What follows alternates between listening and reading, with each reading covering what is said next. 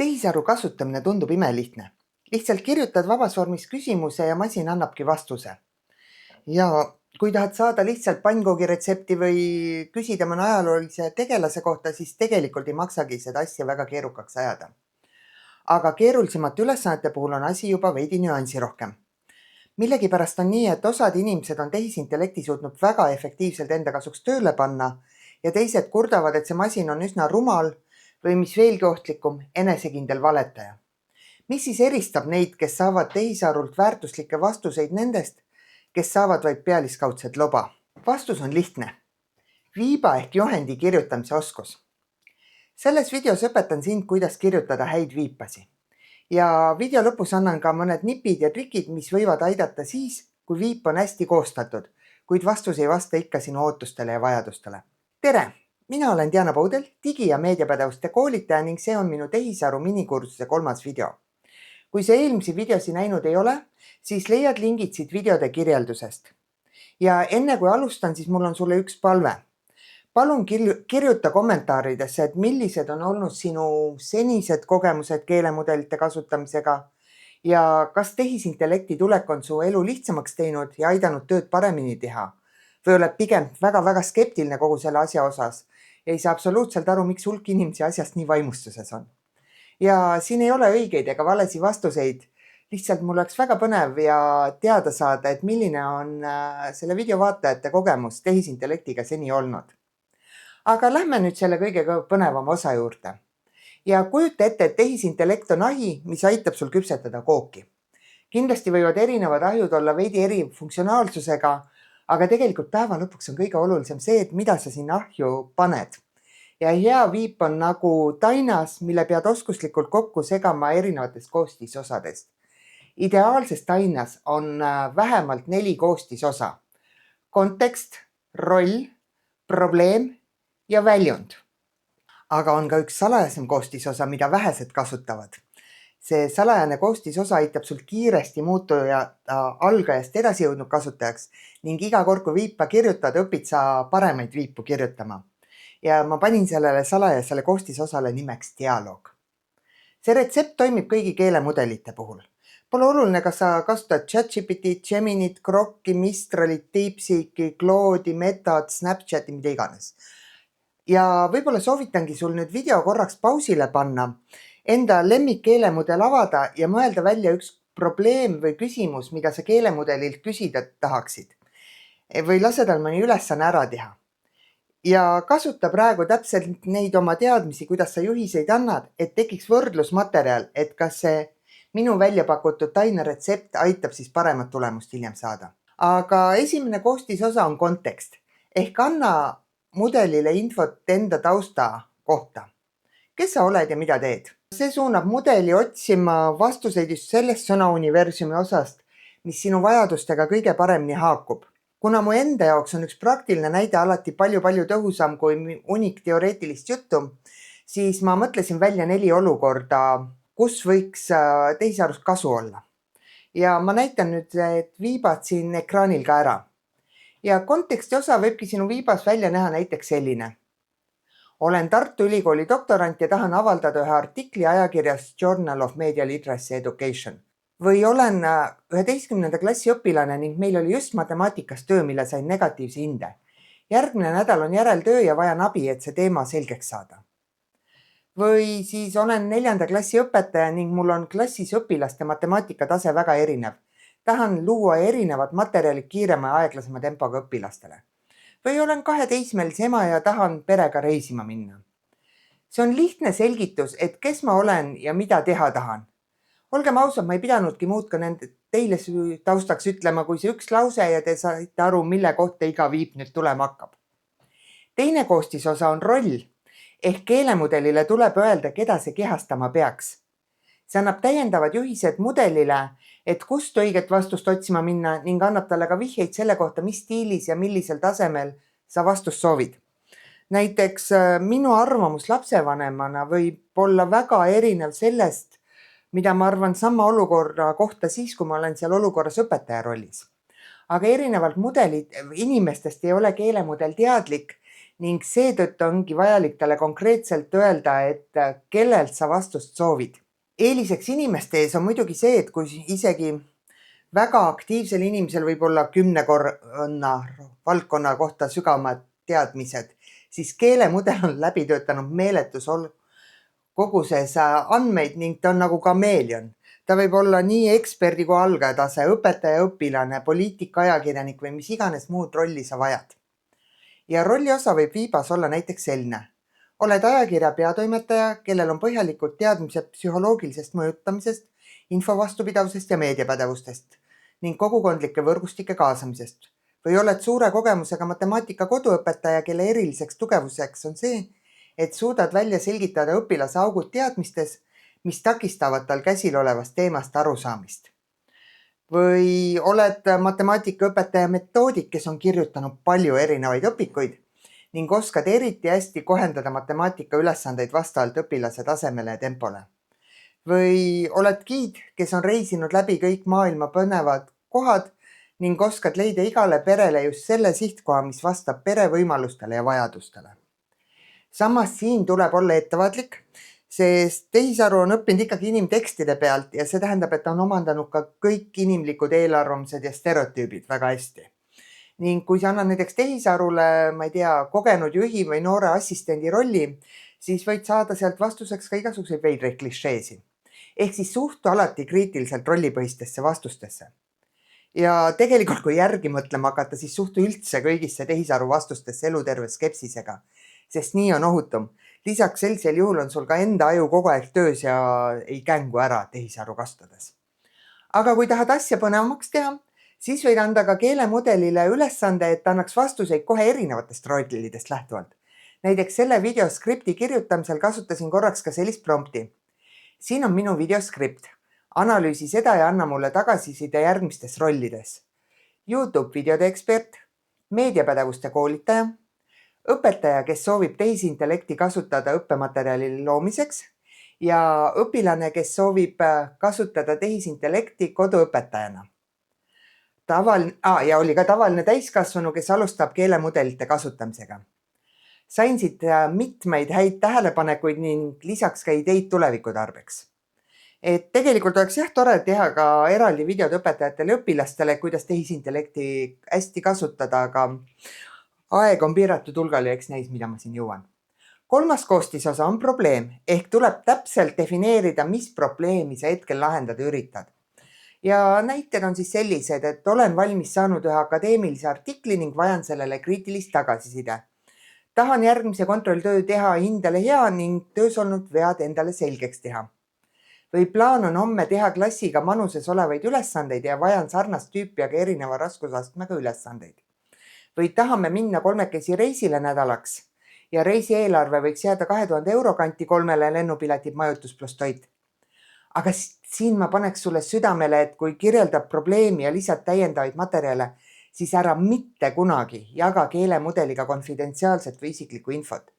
Jaga ainult andmeid, mida oled valmis ka avalikult interneti postitama. Viimane põhikoostisosa on väljund ehk kirjeldad täpselt ära, millisel kujul sa vastust saada tahad. See aitab säästa sinu aega, sest sa ei pea hakkama masina vastust ümber vormindama hiljem.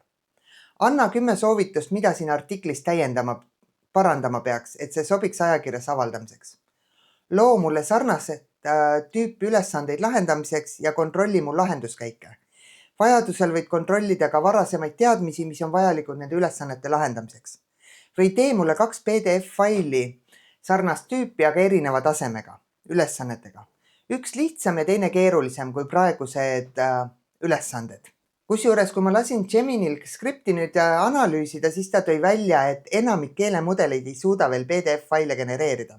Eks ma olen ise ära harjunud selle ChatGPT tasulise versiooniga, mis päris häid PDF-faile, mitte võib-olla häid, aga ütleme kasutatavaid, suudab luua.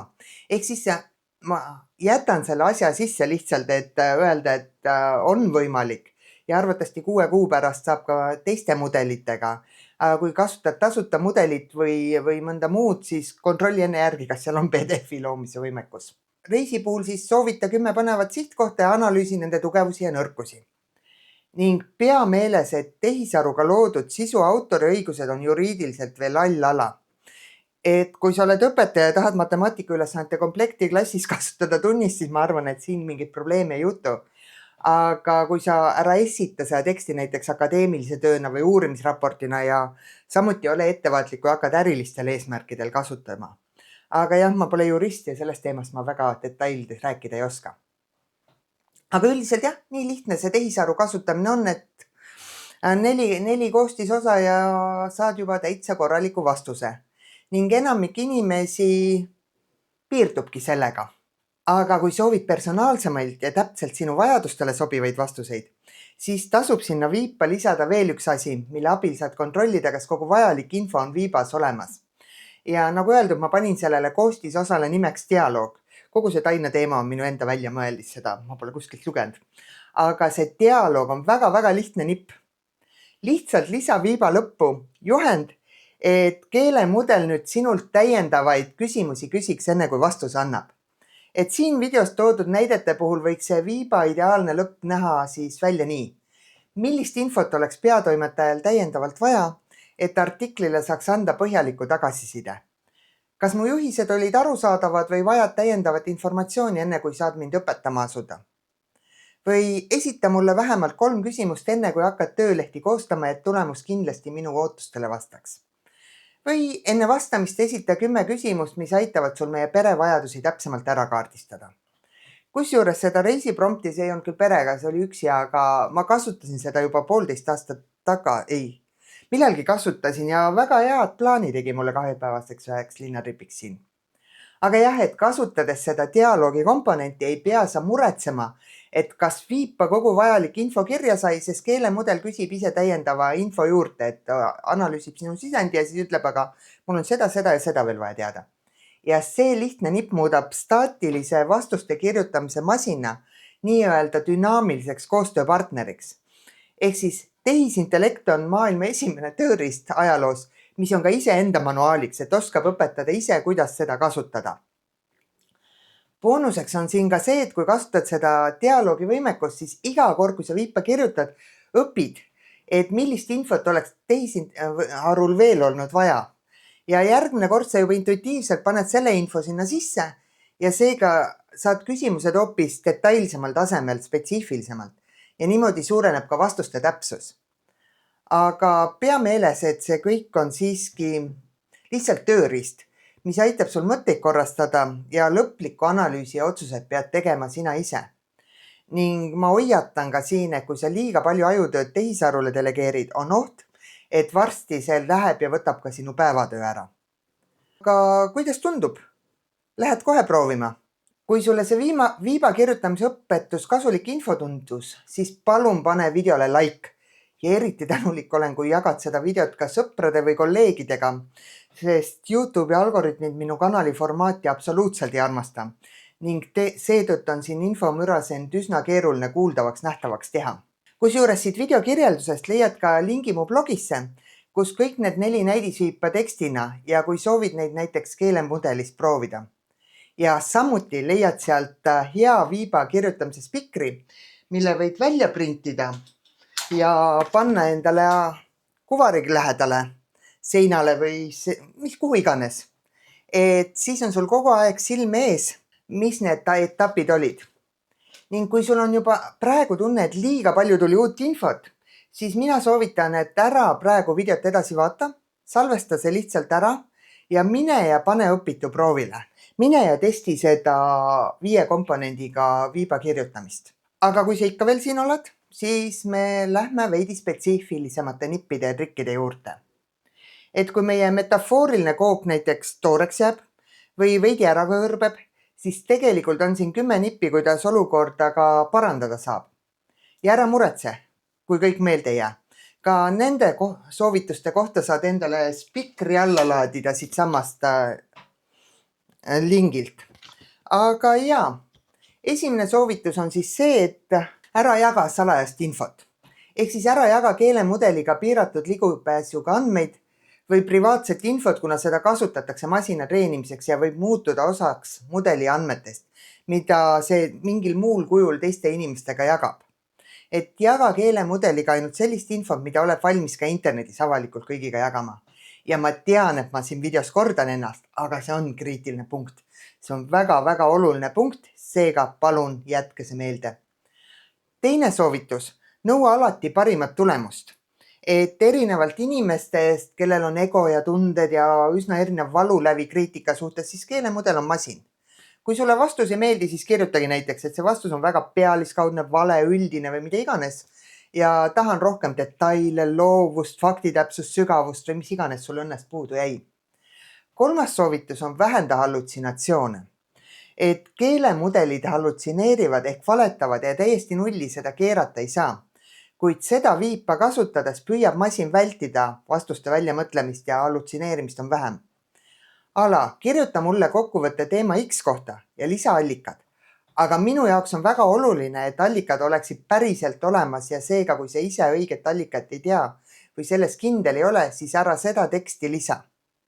Aga isegi seda nippi kasutades arvesta, et tehisaru vastus ei pruugi olla õige ning olulised faktid tuleb alati üle kontrollida usaldusväärsetest allikatest. 4. soovitus. Tee keeruline ülesanne tükkideks. Ehk siis keelemudelite võimekus on piiratud ja kui annad liiga suure töö korraga, siis ei tule tulemus hea. Palju parem nipp on see, et jaga ülesanne väiksematest tükkideks. Näiteks kui kasutan keelemudeli abi mingi uue koolituse loomisel, siis alustame sellega, et paneme kõigepealt paika või ütleme, ma annan esialgse idee õpiväljundite osas, saan tagasiside, siis tuleb struktuuri paika panemine, siis tuleb slaidid nii-öelda, mitu slaidi ja mis teemadel ja niimoodi lähme ülevalt alla detailideni. Ja lõpus lasen keelemudelil ka alati slaide analüüsida, et sihtgrupp on selline ja mis siin on puudu, et mis teemad ma võib-olla unustasin kajastamata. Veel üks väga hea nipp on see, et too näiteid. Et kui sa soovid mingis kindlas formaadis vastust või mida iganes, siis võid anda selle näidise ette. Tahan, et looksid tootekirjeldused täpselt selles formaadis, nagu siin e-poe lehel on toodud. Kusjuures uuemad mudelid suudavad ka fotodelt vajaliku info kätte saada. Näiteks ongi see, et ma teen kuskilt foto, ütlen, et kuule, ma tahan midagi sarnast või mis iganes. 6. on see, et pane paika piirangud. Et mõnikord me ei taha tegelikult kõiki vastuseid, vaid mingeid spetsiifilisi vastuseid ja pane see alati kirja. Näiteks kui reisi puhul, mõtleme, et tahan minna ainult riikidesse, kuhu pääseb viisavabalt või saan viisa piiri peal. 7. Täpsusta soovitud stiili. Keelemudel on töötanud läbi kõik žanrid ja on võimeline kirjutama nii akadeemilises keeles kui jäljendama noorte omavahelist suhtlust Snapchatis. Ehk siis sa saad muuta vastuste stiili, et ütle talle lihtsalt, et näiteks mingi hetk lasin ChatGPT-l kirjutada ühe teksti Lennart Meri stiilis ja täitsa hästi sai hakkama. Lasin mingi päevaga ajal sel teemal kirjutada. 8. Kasuta erinevaid vestlusakneid. Ja ma tean, et osad kasutavad ühte vestlusakent kõigi teemade jaoks, kuid see ei ole hea praktika. Kuna keelemudelil puudub eneserefleksiooni võime ning selle mälu piirdub ühe konkreetse vestlusaknaga, siis ei suuda eri teemasid väga hästi lahus hoida. Ning mida rohkem teemasid sul seal ühes vestlusaknas on, seda rohkem veidraid vastuseid sa saama hakkad lõpuks. Ma ise soovitan teha, et eri vestlusaknad eri teemade jaoks ja üldiselt püüan ise kasutada reeglit, et üks vestlusaken, üks projekt. Et nii hoiad selle mudeli fookuse ühe teema juures ning vähemalt minu enda kogemus ütleb, et nii on vastused palju paremad. 9. Lase vastused üle kontrollida. Et see on täiesti toimiv nipp, et kui keelemudel on sulle mingi vastuse andnud, siis nõua, et ta selle nüüd läbi loeks ja sealt 3 viga leiaks. Et siis ta tegelikult otsib juba neid vigasi ja nad vähemalt annavad parima, et leida need vead. Taaskord, see pole 100% kindel, aga niimoodi sa saad lasta nagu need vead üles leida. Muidugi alati see ei toimi, näiteks eriti kui on keerulised teemad ja sain just Jan Arult tagasiside oma eelmise video kohta, et ma olen seda närvivõrkude terminit võib-olla veidi üle lihtsustanud, et valesti kasutanud. Ja ometigi ma lasin selle skripti üle kontrollida nii ChatGPT tasulisel versioonil kui Gemini Prol. Ja need igastahes seda kohta kordagi ei maininud, kuigi leiti väga palju muid asju, mida ma siis hiljem läksin netist üle kontrollima. Ehk siis tehisaru ei suuda vähemalt tänasel päeval inimeksperti asendada. Ja viimane soovitus on see, et muuda vastuste loovust ja faktitäpsust. Et eelmises videos ma rääkisin, et temperatuur määrab, kui faktitäpne või loov mudel on. Et madalam temperatuur muudab mudeli faktitäpsemaks ja kõrgem temperatuur muudab loovamaks.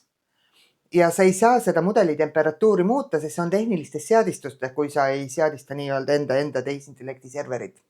Aga mudel on õppinud reageerima kasutaja käsklustele ja kui nõuad viibas, et vastus oleks võimalikult faktitäpne või maksimaalselt loov, siis see mudel nagu püüab näiliselt seda temperatuuri muuta. Kindlasti on neid nippe ja trikke palju rohkem ning kui sulle tundub, et midagi olulist jäi mainimata, siis palun lisa oma soovitus ka kommentaaridesse, sest teema on endiselt nii värske ja ma iga nädal õpin midagi uut selle tehnoloogia kohta ja kuidas kasutada. Kui sulle see video meeldis, siis soovitan kindlasti ära vaadata ka minikursuse esimese video, kus räägin tehisintellekti ajaloost ning teise osa, kus tutvustan keelemudelite põhimõtteid. Ma tean, et osad inimesed arvavad, et on täiesti piisav, kui oskad kirjutada lihtsalt head viipa. Et rohkem polegi tehisaru kohta vaja teada. Aga mina sellega päriselt ei nõustu. Näiteks autosõidul läheb ka ju enamik aega vaja rooli, pidurit, gaasi. Kuid millegipärast enamik autojuht ikkagi teab põhilisi tööpõhimõtteid ning autoga seotud termineid. Et sama loogika peaks kehtima tehisintellektide kohta. Me ei pea oskama ise mootorit parandada, kuid enamik inimesi teab, mida mootor teeb ning üldiselt teame ka, et millal on vaja teenindusaega panna kinni ja millal piisab kõnest sõbrale, et oma auto ja krokodillidega korraks sulle külla tuleks. Ja eks muidugi võib lasta autoga tühja aku pärast puksiiriga viia teenindusse, aga ma ei tea, mulle tundub see kuidagi väga kallis ja ajamahukas lõbu. Ehk siis minu loogika ütleb, et alati on parem valik oma igapäevaseid tööriistu veidi paremini tunda. Ja eks seetõttu ma seda minikursust ka teen. Järgmises videos võtan nüüd käsile keerulisema teema ja püüan prognoosida, kuidas tehisintellekt meie ühiskonda järgmise 10 jooksul muutma hakkab. Juttu tuleb majandusest, tööjõuturust, haridusest ja paljust muust. Kahjuks ei tea päris täpselt, millal ma oma järgmise video valmis saan, kuid kui vajutad liitu siin mu kanali juures, siis saadab YouTube sulle teavituse. Aga senikaua harjuta siis nende viipade kirjutamist ning ära unusta ka spikreid välja printimast. Uute kohtumisteni!